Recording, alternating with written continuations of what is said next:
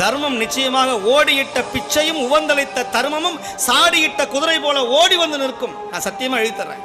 நீங்க செய்யற தர்மம் உங்க தலையை காப்பாற்றும். உங்க நோய் வராது.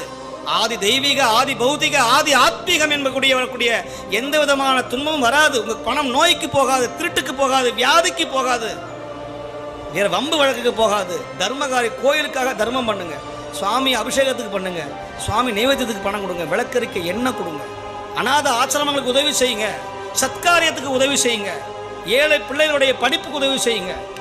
அப்படி செய்தால் உங்களுக்கு எந்த விதமான நோயும் வரவே வராது. அப்படின்னு யார் சொல்றா? முருகனே சொல்லுகிறார்.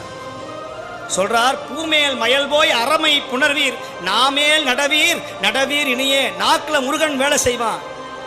நல்லவர் நாவில் நடனம் புரியும், பொல்லாதவரை பொடி பொடி ஆக்கும்னர். யாரு?